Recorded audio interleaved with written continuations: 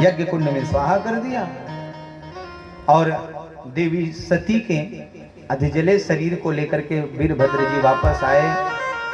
भगवान भोलेनाथ बड़े दुखी हुए हैं, शरीर को लेकर के आकाश मंडल में घूमने लगे हैं।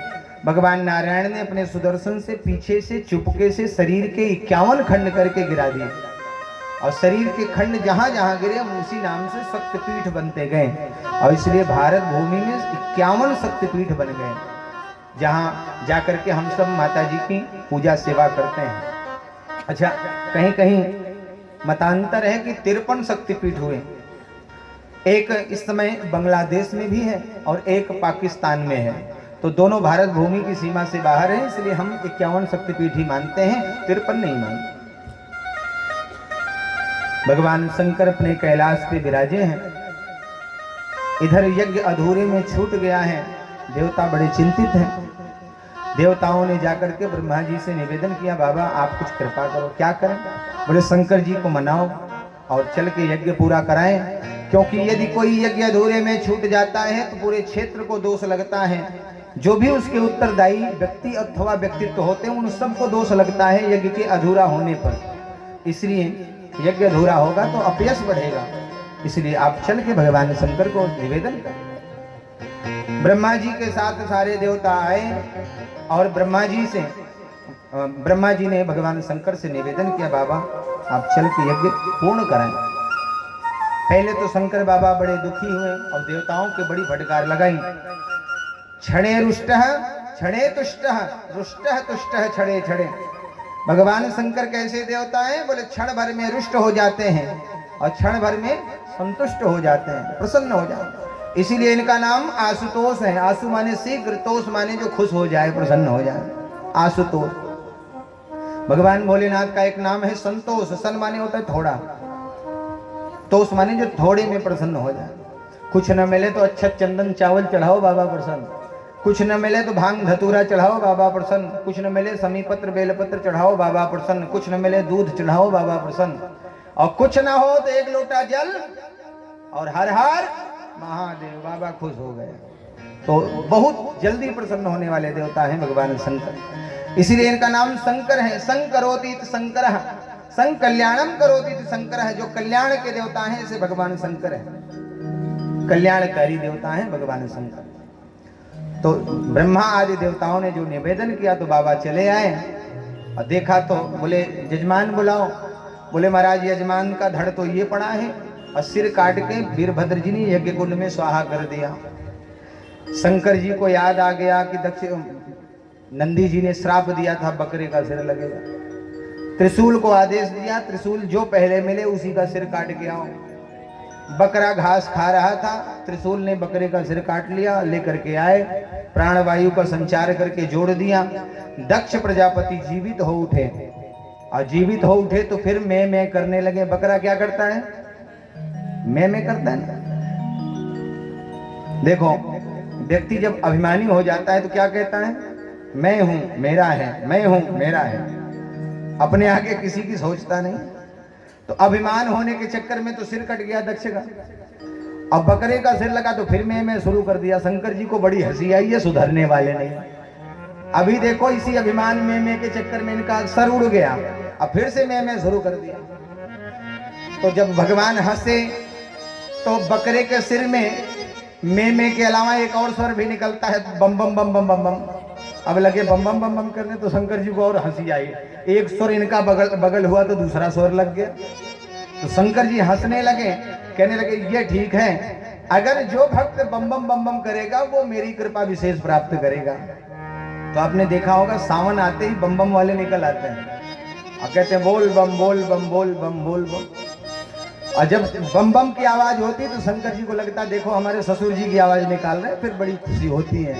अब बाबा प्रसन्न हो जाते हैं, या भक्त ने हमारे ससुर जी की आवाज निकाली तो इसको जरूर कुछ कृपा दे दो। अब भोले बाबा प्रसन्न हो जाते। तो दक्ष प्रजापति फिर भगवान शंकर की दिव्य स्तुति गाने लगे। आइए हम सब भी एक पुष्प भगवान भोलेनाथ के चरणों में समर्पित करके आगे बढ़े, कि ऐसे आगे बढ़ जाए, बढ़ जाए। अच्छा एक पुष्प प्रेम से गाएं, बहुत ही सुंदर, बहुत प्यारा भजन।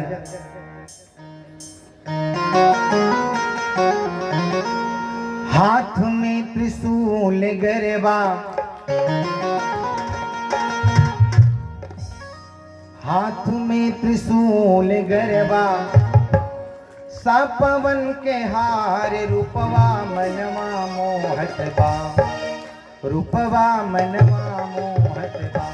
माताएं तो ऐसे गा रहे हैं जैसे इनका पुराना भजन हो।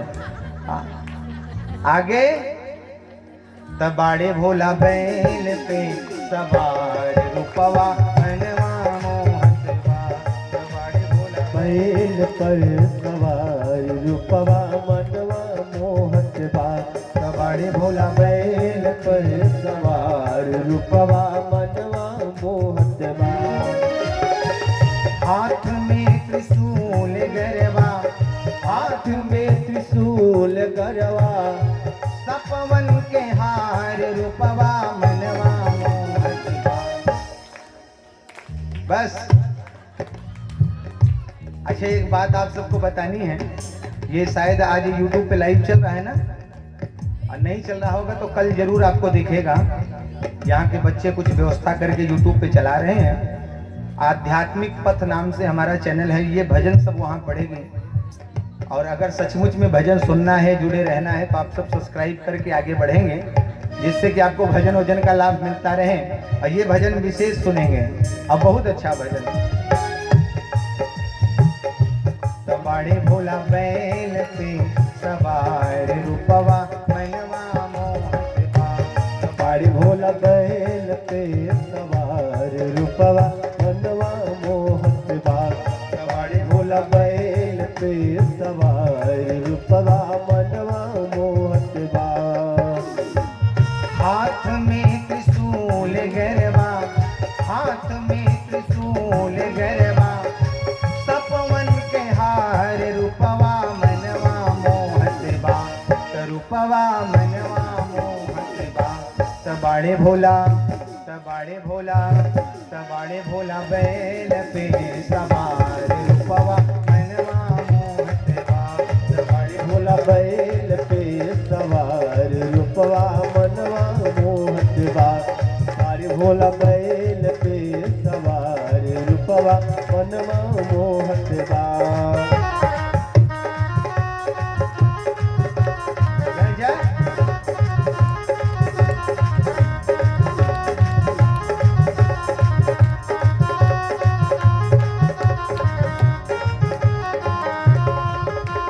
शंकर भगवान की।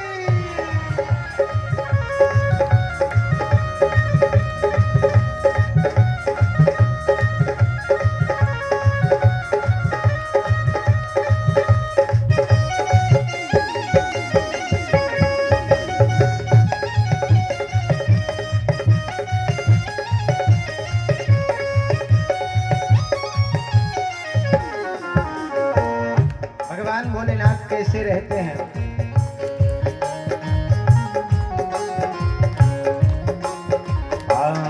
एक हाथ डमरू सोहे दूजे तीर सुलवा, एक हाथ डमरू सोहे दूजे तीर सुलवा, भोला के बगल में सोहे बैला बछरुआ, भोला के बगल में सोहे बैला बछरुआ, एक हाथ डमरू सोहे दूजे तीर सुलवा, भोला के बगल में सोहे बैला बछरुआ, जटा के मुकुटवा सोहे, जटा के मुकुटवा सोहे, शिव के कपार रूपवा मनवा मोहत बा, रूपवा मनवा मोहत बा। तबाड़े भोला कहना न पड़े, और जोर। तबाड़े भोला बैल पे सवार रूपवा मनवा मोहत बा, तबाड़े भोला बैल पे सवार रूपवा मनवा मोहत बा, तबाड़े भोला बैल पे सवार रूपवा मनवा मोहत बा, तबाड़े भोला बैल पे सवार रूपवा मनवा मोहत बा।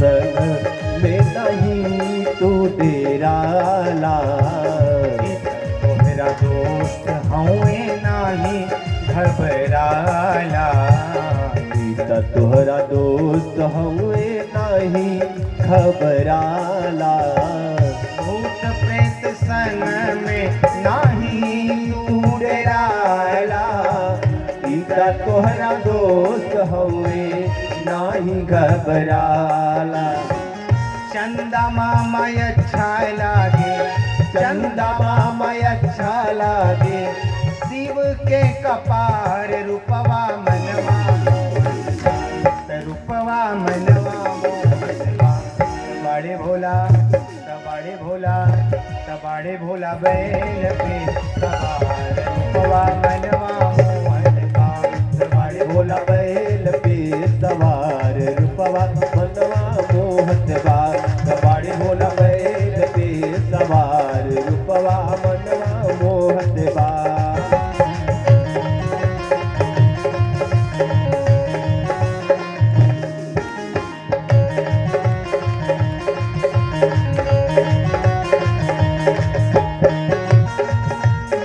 जय जय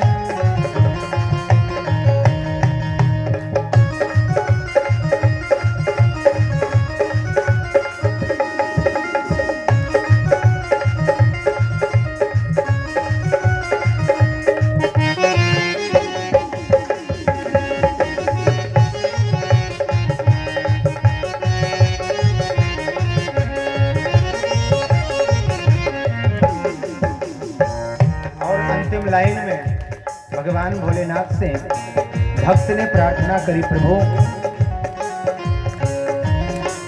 हाँ भक्तन के उद्धार कैदा है शिव शंकर भक्तन के उद्धार कैसा है शिव शंकर जीवन के नैया पार कर प्रलयंकर जीवन के नैया पार करा प्रलयंकर भक्तन के उद्धार कैदा हे शिव शंकर जीवन के नैया पार कर प्रलयंकर इहे बीनती तोहरा से इहे बीनती तोहरा से करी बार बार रूपवा मनवा मोहत बा रूपवा मनवा मोहत बा।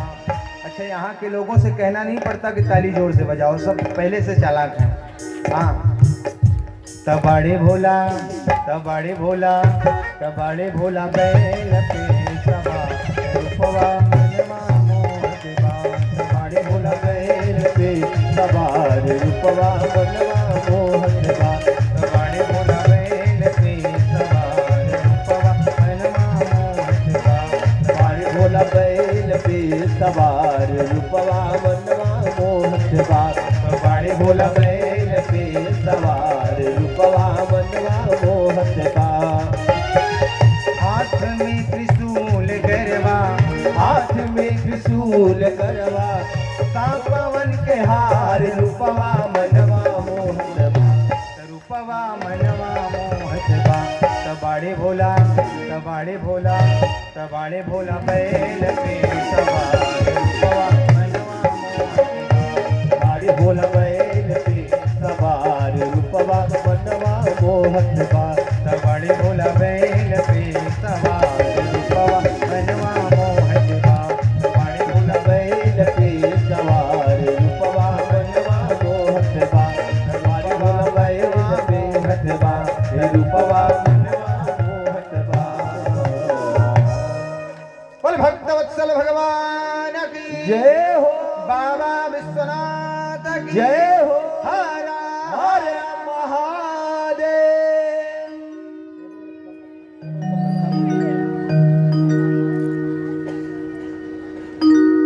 भगवान भोलेनाथ ने दक्ष प्रजापति को पुनर्जीवन दिया और पुनः अपने कैलाश पे आ गए। मानस की कथा में तो भगवान शंकर के विवाह आदि की कथा आगे बताई गई है। भागवत जी में केवल यहीं तक की कथा चर्चा कही गाई गई है, इसलिए यहीं पर कथा को विश्राम करके हम लोग अब आगे की चर्चा में बढ़े। श्री सूत जी महाराज सौनकादिक महात्माओं को कथा सुना रहे हैं। श्री शुकाचार्य राजन परीक्षित को कथा सुना रहे हैं और मैत्रेय मुनि विदुर जी को कथा सुना रहे हैं। श्री सुखदेव स्वामी राजन परीक्षित से कहते हैं, हे राजन, महाराज मनु की 3 कन्याएं थी, उन तीनों कन्याओं की कथा हमने आपको सुनाई। राजा परीक्षित ने पूछा, बाबा आपने कथा तो बड़ी अच्छी सुनाई, अब आपसे हम ये जानना चाहते हैं कि महाराज मनु के जो बेटा थे उनके कितने बेटा हुए और उनकी कथा कैसी है, उनके वंश आदि कैसे चले, ये आप हमें समझा करके कहिए। बोले, राजन महाराज मनु के 2 बेटा, प्रियव्रतोत्तान पादौ शतरूपापते सुतौ वासुदेवस्य कलया रक्षायाम जगतः स्थितौ। आवाज में बैठ दो भैया, आवाज वजन दो, आवाज में वजन नहीं। आज पता नहीं क्या हो गया, सही नहीं बन पा रहा है। कल बहुत अच्छा था, आज हो गया मशीनरी है, कहीं इधर उधर हो जाता है। प्रियव्रतोत्तान पादौ, 2 बेटा हुए प्रियव्रत उत्तान पाद। बड़े बेटा का नाम है उत्तान पाद। उत्तान पाद माने जिसके पैर ऊपर हो और सिर नीचे हो, वही उत्तान पाद है। यहाँ जितने लोग बैठे हैं हम सब लगभग उत्तान पाद ही हैं। हाँ, जितने लोग बैठे हैं, कोई एकाक अपवाद हो मैं नहीं कह सकता, क्योंकि माँ के गर्भ में जितने हैं सबके पैर ऊपर और सिर नीचे होता। इतना उल्टा लटकाने के बाद इतनी ऐब है हम में। हाँ, सीधा आए होते तो पता नहीं क्या करते।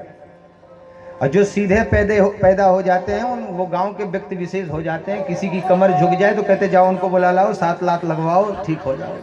हाँ, वो व्यक्ति विशेष हो जाए। आपने भी सुना होगा कहीं, और जो सीधा पैदा उसी को हम कहते हैं उल्टा पैदा हुआ, और उन्हीं को बुलाओ, 7 लात लगवाओ, ठीक है हो जाए। वो गांव के विशेष व्यक्ति अपवाद बन जाते हैं।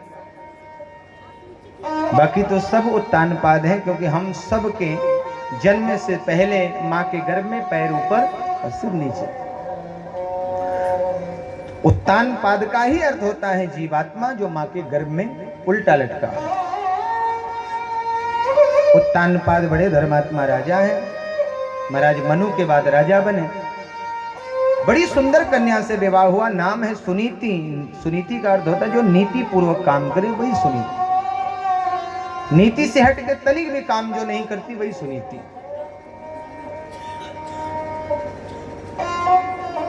राजा बड़े प्रसन्न हैं, हर प्रकार से सुख सुविधा है, किसी बात की कमी नहीं। लेकिन एक बात का दुख है कि बेटा नहीं है। ये जनमानस का लगभग 20% लोगों की ये समस्या जरूर बनी रहती है। सब होने के बाद भी इससे ज्यादा परेशान है। 4 बिटिया हो जाए लेकिन पेट नहीं भरता, लेकिन उनको बेटा चाहिए। अब बेटा अगर हो भी कि गया तो धुंधकारी जैसा बन गया तो सब सीते सत्यानाश ही कर गए। इसलिए अगर बेटी भी हो जाए तो कोई परहेज मत करो महाराज। आज तो समाज हमारा बहुत आगे बढ़ गया है। क्या नहीं, ये जाके बॉर्डर तक खड़ी हो गई बिटिया, ये जहाज तक चलाने लगी, फिर भी आपको समझ नहीं आए कि बेटियां क्या नहीं कर सकती। आप करने तो दो। कुछ लोग कहते हैं बेटियां ये ढकने की वस्तु हैं। ढकने की वस्तु होती तो बॉर्डर पे जाती। बेटियों को स्वावलंबी बनाओ, स्वच्छ बनाओ, सशक्त बनाओ। इन्हें ढकने की जरूरत नहीं, इन्हें सख्त बनाने की जरूरत है, फिर देखो क्या हो। लेकिन अब इतना सख्त मत बन जाओ कि पति को उल्टा टांग दो। हाँ, अपनी मर्यादा भी बनी रहे, सामाजिक मर्यादा भी बनी रहे, सख्त बनना जरूरी है।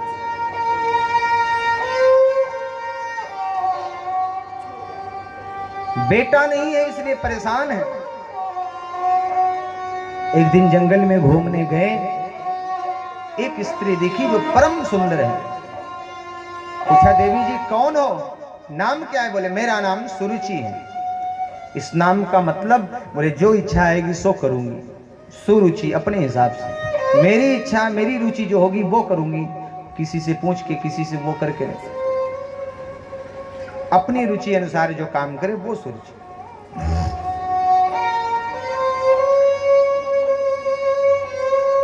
राजा ने कहा देवी जी आप हमसे विवाह कर लो। सुरुचि ने कहा ठीक विवाह कर लो। लेके घर में आए, जैसे ही प्रवेश किया तो पहली पत्नी सामने दिख गई। ये कौन? बोले हमारी पहली पत्नी। तो बोले इसी के साथ रहो, मैं चली। राजा ने कहा नहीं नहीं, हम इनको हटा देते, आप रुको। और अपनी सुनीति पत्नी को घर से बाहर कर दिया, सुरुचि के साथ रहने लगे। बड़ी सीलवान है। पति ने घर से भगा दिया, घर से निकाल दिया, अलग कर दिया, दूर कर दिया, कुटिया बना करके छोड़ दी। दुखी है, दुख है, लेकिन प्रसन्न भी है कि पति ने जब निकाल दिया है घर से तो फिर अब मेरे पास और कोई लक्ष्य नहीं जीवन का, भगवान का भजन किया जाए। तो सुनीति भगवान के भजन के लिए महात्माओं के आश्रमों में, मंदिरों में जाने लगी। मंदिर की साफ सफाई करती, महात्माओं के चूल्हा चौका करती, उनके कपड़े आदि साफ कर देती, उनकी सेवा करती।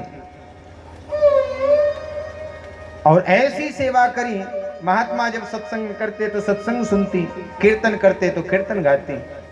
ऐसी सेवा करी कि महात्मा सब प्रसन्न हो गए। एक दिन महात्माओं ने कहा बेटी हम चाहते हैं कि तुम हमसे कुछ वरदान मांगो।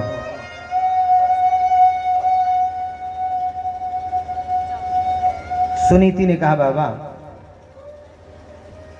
जिसके पति ने उसे घर से निकाल दिया हो, ऐसी स्त्री के जीवन में भला क्या बाकी है कि उसे कुछ मांगना चाहिए? जब मेरे जीवन मेरा पति नहीं, मेरा परिवार नहीं, तो फिर मांगने की इच्छा भला कहां बची है? और मांगूंगी कुछ पाऊंगी तो भला क्या करूंगी? इसलिए मुझे कुछ नहीं चाहिए।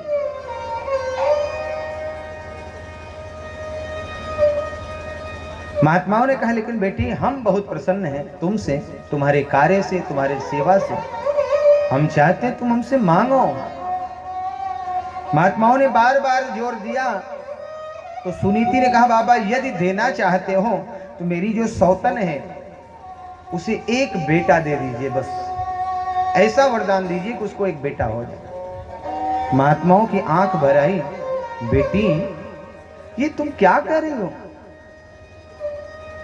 अरे जिस स्त्री के कारण तुम्हें घर से निकाल दिया गया, जिस सौतन के कारण तुम घर से बाहर कर दी गई, तो तुम चाहते हो उसे बेटा हो जाए, ऐसा क्यों? सुनीति ने कहा बाबा मुझे उस स्त्री के कारण घर से नहीं निकाला गया, बल्कि मुझे कोई संतान नहीं हुई, बेटा नहीं हुआ, इसलिए मुझे घर से निकाला गया। कल को उसको भी बेटा नहीं होगा तो उसे भी घर से निकाल के राजा कोई तीसरी लाएगा, इसलिए मैं चाहती हूं उसे एक संतान हो जाए बस। महात्मा कहने लगे बेटी धन्य है तेरी भक्ति, धन्य है तेरा प्रेम और धन्य है तेरा त्याग। तूने जो वरदान मांगा है हम वह वरदान तुझे देते हैं। तेरी सौतन को एक बेटा होगा ये हमारा वरदान है, लेकिन हम सभी महात्मा यह भी वरदान देते हैं कि तुझे भी एक बेटा होगा। और भगवान की कृपा कि जब सुनीति जी घर से निकाली गई उस समय भगवान की कृपा, बालक गर्भ में आ चुका था। कालांतर में दोनों रानियों को एक एक बेटा हुआ, एक महल में हुआ तो एक कुटिया में हुआ, एक राजा के बीच में रहा तो एक संतों के बीच में रहा, एक भक्त बनने लगा, एक राजा के नक्शे कदम पे चलने लगा। नामकरण हुए। सुरुचि ने अपने बेटा का नाम उत्तम रखा और सुनीति ने अपने बेटा का नाम ध्रुव रखा। धीरे धीरे दोनों बालक बड़े होने लगे और लगभग 5 वर्ष के हो गए। ध्रुव जी महाराज अपनी माता से रोज पूछते, मां एक बात बता मेरे पिता कौन है? सुनीति कहती बेटा समय आने दे, मैं तुझे जरूर बताऊंगी कि तेरे पिता कौन है। लेकिन एक दिन ध्रुव जी महाराज अपने बालक सखाओं के साथ खेल रहे थे। उसी समय देखा कि राजा उत्तानपाद सिंहासन पे बैठे हैं और उनका बेटा उत्तम जाकर के उनकी जांघ पे बैठ गया। ध्रुव जी दूर से देख रहे थे, विचार आया कि मैं भी जाकर के राजा की गोदी में बैठूं। एकदा सुरचे पुत्रम कमारोप्य लालयन् उत्तमं नारुरुक्षन्तम् ध्रुवं राजाभ्यनंदत। ध्रुव जी ने देखा तो विचार आया कि मैं भी जाके गोदी में बैठूं, और चले गए। जब राजा उत्तानपाद के पास ध्रुव जी पहुंचे तो उत्तानपाद को लगा कि है तो मेरा ही बेटा, पत्नी के डर से मैं इसे अपना नहीं पाता, सबके सामने इसको मैं दुलार नहीं पाता, अब मेरे पास आया है तो क्यों नहीं इसको गोद में मैं बैठा दूं। एक बेटा को जांग पे इधर बैठाया है, दूसरे को इधर बैठा। बालक को अपनी ओर आते देख करके राजा ने हाथ बढ़ाया और दूसरे बालक ध्रुव को उठा करके अपनी दूसरी जांग पे बिठा लिया।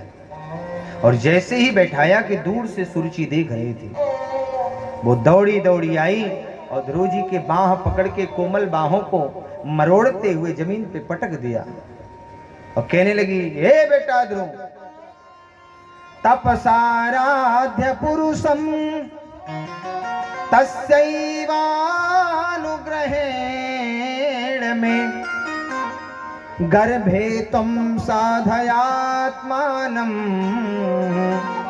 यदीक्षसी नृपासनम। हे बेटा ध्रुव, यदीक्षसी नृपासनम, यदि तुम राजा का सिंहासन चाहते हो, राजा की गोदी में बैठना चाहते हो तो तपसाराध्य, पहले तपस्या करो। और तपस्या करना तो भगवान मिलेंगे, और जब भगवान मिल जाए तो उन भगवान से कहना, हे प्रभु मेरा यह शरीर छूट जाए और अब की बार मेरा जन्म फिर से हो। इस बार मैं सुनीति के गर्भ से नहीं, सुरुचि के गर्भ से जन्म लूं, और जब तुम मेरे पेट से, मेरे गर्भ से जन्म लोगे तभी तुम इस सिंहासन पे बैठ सकते हो, अन्यथा तुमको इस सिंहासन पे बैठने का कोई अधिकार नहीं। इस सिंहासन पर मेरा बेटा उत्तम ही बैठेगा। अब जरा आप यहाँ बुद्धिजीवी वर्ग बैठे हैं, आप सब कथा श्रोता हैं और जानकार हैं, जरा बताना कि सिंहासन को पाना आसान है कि भगवान को पाना आसान है? भगवान को पाना आसान है, भगवान को पाना बहुत कठिन है। सिंहासन को पाना बहुत आसान है, यहाँ नहीं मिले कहीं और मिल जाए, थोड़ी मेहनत दिखाई तो मिल जाए। लेकिन भगवान को पाना तो इतना कठिन है कि जन्म जन्म मुनि जतन कराही, अंत राम मुख आवत नाही। जन्म जन्मांतर कल्प कल्पांतर युग युगांतर बीत जाए, जिस परमात्मा की एक झलक देखने को नहीं मिलती। सुरुचि कहती पहले उसको पाओ तब मेरे गर्भ को पाओ। एक बात बताओ, गर्भ बड़ा कि भगवान? भगवान। लेकिन सुरुचि की इन बातों ने दो का अपमान किया, पहले भगवान का, दूसरे भक्त का, दोनों का अपमान। और जब भगवान के भक्तों का कोई अपमान करता है तो भगवान से भी नहीं सहा जाता। वो कहते हैं इसका उत्तर हम जरूर देंगे। ध्रुव जी को जमीन पे पटक दिया। ध्रुव जी रोते हुए अपनी माँ के पास आए। माँ ने पूछा, बेटा बात क्या है? नन्हा सा बालक है, गला अवरुद्ध हो गया है, कुछ कह नहीं पाता। बालक को रोते देख करके माँ को बड़ी पीड़ा हुई, हृदय से लगा लिया, बेटा बात क्या हो गई? ध्रुव जी कुछ नहीं बोले। छोटे छोटे बच्चे जो अगल बगल के थे देख रहे थे, जैसा सुना देखा था वैसा माँ से बता दिया। माँ की आंखें भर आई। बेटा तू मुझसे रोज कहता था कि मेरे पिताजी कौन है, और मैं तुझसे कहती थी कि समय आएगा तो बता दूंगी। मैंने तुझे तेरे पिता का तो पता नहीं बताया, लेकिन आज तेरी विमाता ने तुझे परम पिता का पता बताया है। बेटा ये अवसर रोज नहीं आते हैं, आज आया है तो छोड़ना नहीं। सुनीति ने कहा, बेटा तेरी माँ ने क्या कहा? बोले कहा जंगल में जाओ, भगवान को पुकारो, भगवान मिले तब मेरे गर्भ में आने के लिए कहना। सुनीति ने कहा इसका मतलब भगवान जंगल में जरूर मिलते हैं। बेटा तुझे पता मिल गया है, तुझे जंगल जाना चाहिए। ध्रुव जी ने कहा माँ मैं जंगल जाऊं? बोले हाँ बेटा। विचार करना, इस संसार की कोई ऐसी माँ नहीं होगी, इतनी कठोर नहीं हो सकती जो अपने 5 साल के बेटा को कहे कि बेटा तू जाकर के जंगल में तपस्या कर। आजकल की माताएं तो किसी महात्मा के पास अपने बच्चे को 5 मिनट बैठे देखें तो उनको डर लग जाता है कहीं बेटा साधु ना बन जाए, और कहती बेटा बाबा के चक्कर में पड़ना नहीं तो साधु बना देगा। माताओं ने तो आजकल एक ट्रेड बनाया है, बच्चे को दूध पिला रही, बच्चा दूध नहीं पीवे, कोई बाबा दिख जाए तो कहती है दूध पी ले नहीं, बाबा पकड़ ले जाएगा। अरे बाबा है कि आतंकवादी है? आपने बाबा महात्माओं को क्या बना दिया महाराज? ये संस्कार देने वाले हैं, ये बच्चों को गुण देने वाले हैं, आपने उनको डराने की व्यवस्था बना दी। दूध पी ले नहीं तो बाबा पकड़ ले जाएगा। बाबा कोई चोर है? बड़ा कष्ट होता है जब ये सुना जाता है। लोग कहते हैं बाबा पकड़ ले जाएगा। लोग अपने बेटा बेटी को 5 मिनट महात्माओं के पास बैठने नहीं देते, कहीं बाबा ना बना दे। जरा विचार करना कैसा हृदय है उस माँ का कि 5 साल के बेटा को कहती बेटा जंगल चला जा और तुझे भगवान मिलेंगे। ध्रुव जी ने कहा माँ तू कहती तो ठीक है, लेकिन एक बात बता, वो भगवान मिलता कहाँ है? मैं उसे पहचानूंगा कैसे? मैं उसे किस नाम से पुकारूंगा? जंगल में कहां खोजूंगा? मुझे कुछ पता नहीं। मां ने कहा बेटा मेरा विश्वास है और मैंने सुना है संतों से कि जब भी कोई भगवान को पाने के लिए जंगल में जाता है तो नारद जी जरूर आते हैं, और मेरा विश्वास है तुझे भी नारद जी मिलेंगे और नारद जी तुझे मार्ग बताएंगे, तू जरूर जा। आधी रात को 5 साल का बालक ध्रुव घनघोर जंगल में प्रवेश करता है। नारद जी आए हैं। भगवान कहते हैं जो तू आए 1 पग, मैं आऊं पग 60। तू 1 कदम बढ़ा के तो देख ले, मैं तेरी ओर 60 कदम बढ़ा के तुझे थाम लूंगा। नारद जी को भगवान ने भेज दिया। नारद जी आ गए। नारद जी ने पूछा बेटा कौन हो? बोले मेरा नाम ध्रुव है। बेटा इस घनघोर जंगल में क्या कर रहे हो? ध्रुव जी ने कहा महाराज मैं पहले तो आपको प्रणाम करता हूँ, दूसरे आपके प्रश्न का उत्तर देता हूँ। आपने पूछा मैं इस जंगल में क्या कर रहा हूँ? मैं इस जंगल में अपने माता के कहने पर आया हूँ। बेटा लेकिन इस जंगल में क्यों आए हो? यह घनघोर जंगल है, हिंसक जीव यहाँ रहते हैं, क्यों आए? बोले बेटा प्रभु नारद जी, मेरी विमाता ने मुझे मेरे पिता की गोद से उतार करके जमीन पे पटक दिया, मेरा अपमान किया है। उसी अपमान का बदला लेने के लिए मेरी विमाता ने कहा है भगवान को पाना तभी तुम सिंहासन पाओगे। मैं भगवान को पाने आया हूँ, अपने अपमान का बदला लेने आया हूँ। नारद जी ने कहा बेटा अभी तुम्हारी उम्र मात्र 5 साल है। 5 साल का बच्चा केवल खेलने खाने की उम्र होती है। इस 5 साल की उम्र में भला कैसा मान अपमान? 5 साल के बच्चे को मान अपमान थोड़ी सताता है। तुमको मान अपमान के बारे में नहीं सोचना चाहिए, तुमको वापस लौट जाना चाहिए। बालक ने कहा बाबा अब तो चाहे प्राण चले जाएं, मैं वापस नहीं जा सकता। तब नारद जी ने डराया। बोले बेटा यहाँ बड़े हिंसक बब्बर शेर रहते हैं, तुम्हें नाश्ता कर जाएंगे, खा जाएंगे। बोले नाश्ता कर जाए खा जाए मुझे फर्क नहीं, लेकिन मैं वापस नहीं जाऊंगा। नारद जी ने फिर डराया। बोले बेटा इस जंगल में हजारों महात्मा ऐसे भी बैठे हैं गुफाओं में, जिनके कई हजार वर्ष बीत गए, आज तक भगवान की एक झलक नहीं मिली। और तुम चाहते हो कि भगवान तुमको मिल जाए? बेटा अरे तुम्हारी पूरी उम्र बीत जाएगी, पूरा जीवन बीत जाएगा। अगर भजन ही करना है तो अंतिम समय में आते, बुढ़ापे में आते, पूरी उम्र बीत जाएगी, पूरा जीवन बीत जाएगा और भगवान की झलक भी नहीं मिलने वाली। इसलिए तुमको यहाँ रुकना नहीं चाहिए, वापस चले जाओ, अंतिम पड़ाव में आना, सन्यासी बन के भजन करना।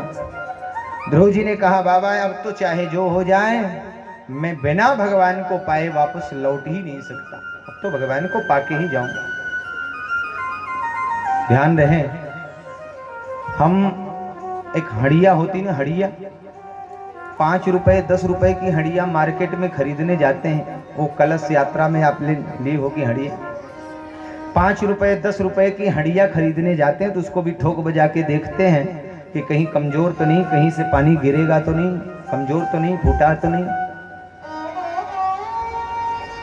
नारद जैसे संत आज शिष्य बनाने जा रहे हैं, तो नारद जैसे संत भी तो चेला को ठोक बजा के देखेंगे कि चेला किसी कोने से कमजोर है कि नहीं, कहीं कमजोर तो नहीं पड़ रहा। भाई जैसे कहावत है कि गुरु करे जान के पानी पिए छान के, वैसे गुरु का भी कर्तव्य होना चाहिए कि चेला को जान के ही तभी उसे मंत्र दीक्षा देना चाहिए। पता चले कि गुरु लालच में पड़ के किसी को मंत्र दे दे और कान फूक दे, और पता चली चेला कोई बड़ा क्रिमिनल हो जाए, तो चेला तो जावे के करे गुरुओं को जेल भेजे। हाँ बोलो राधे राधे। हाँ, तो नारद जी आज विचार करते हैं कि इतना सुंदर चेला मिला है, चेला बनाने जा रहे हैं, जरा इसका परीक्षण तो कर ले। और परीक्षण किया, हर प्रकार से देख लिया नारद जी ने कि बालक कहीं से कमजोर नहीं है, ये सच्चा भक्त है, इसलिए अब इसे चेला बना लेना है। तब बालक ने कहा, गुरुजी एक बात बताओ, भगवान कहाँ मिलेंगे?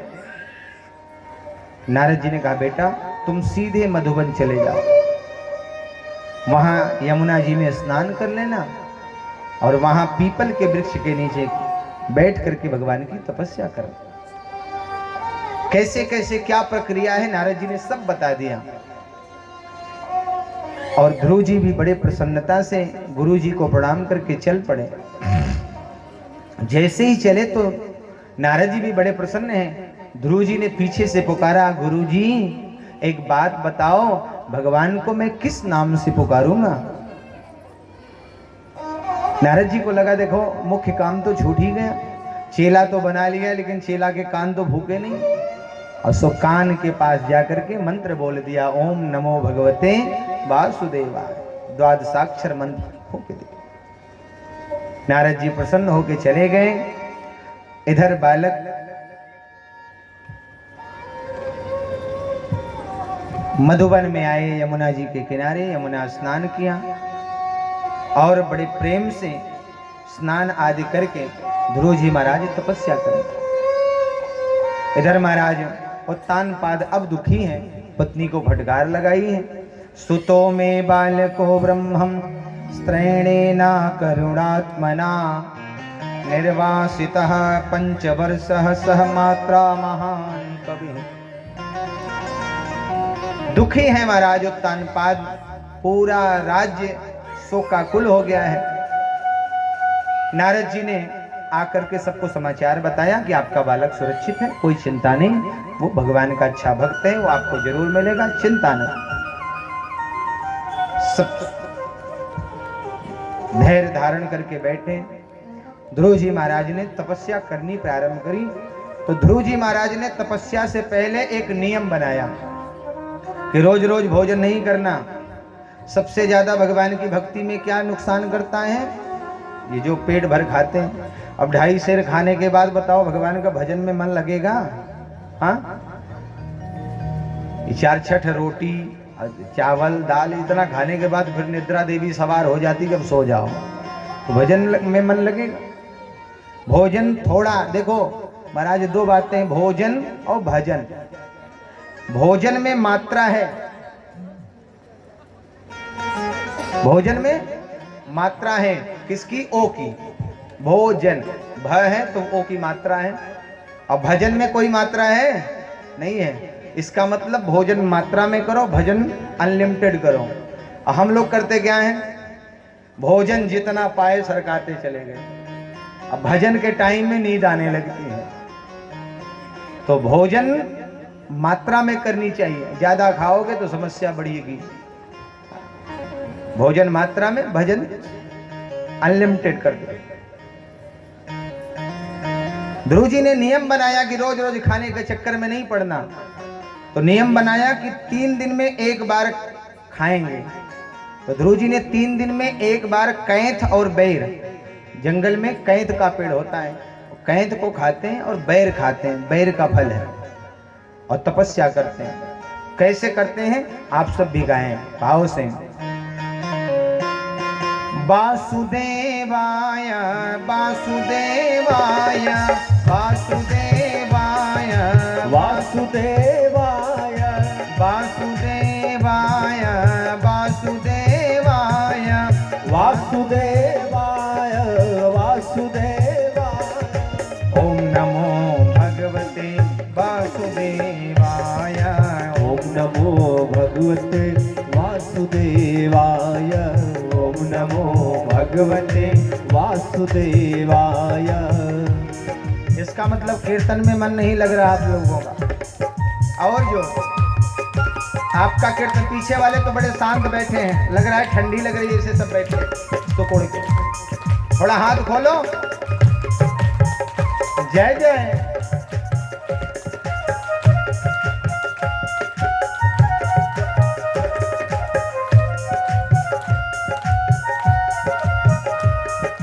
वासुदेवाय वासुदेवाय वासुदेवाय वासुदेवाय वासुदेवाय वासुदेवाय वासुदेवाय वासुदेवाय ओम नमो भगवते वासुदेवाय ओम नमो भगवते वासुदेवाय ओम नमो भगवते वासुदेवाय ओम नमो भगवते वासुदेवाय।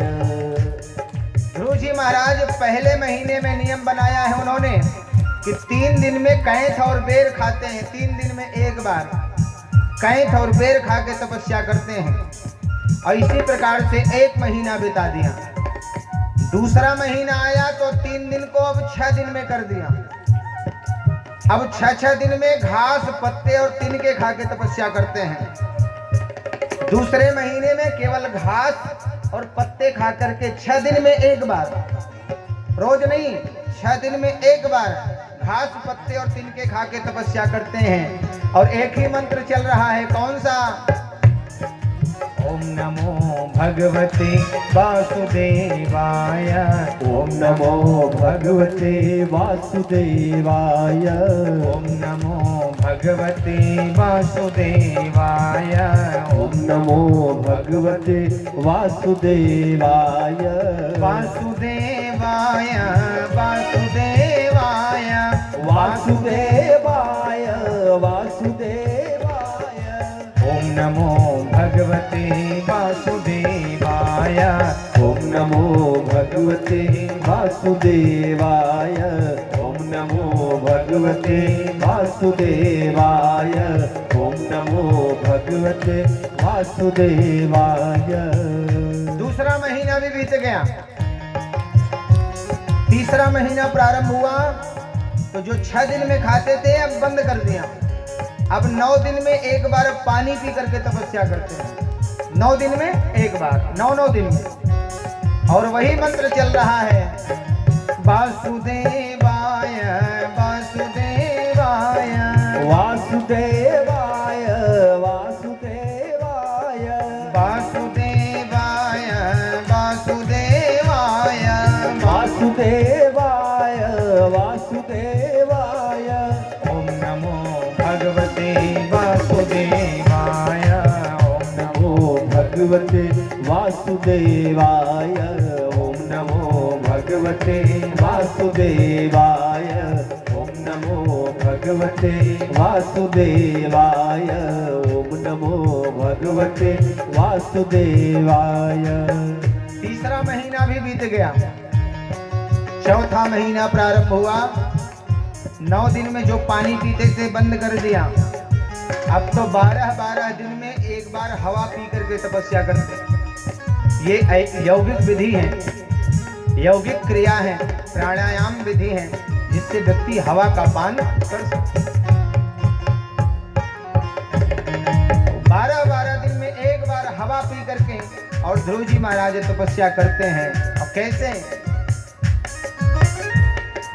वासुदेवाय वासुदेवाय वासुदेवाय वासुदेवाय वासुदेवाय वासुदेवाय देवाय वासुदेवाय ओम नमो भगवते वासुदेवाय ओम नमो भगवते वासुदेवाय ओम नमो भगवते वासुदेवाय ओम नमो भगवते वासुदेवाय।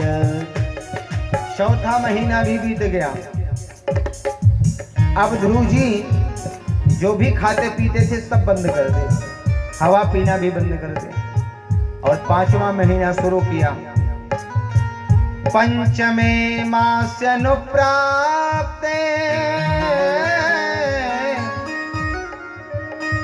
जित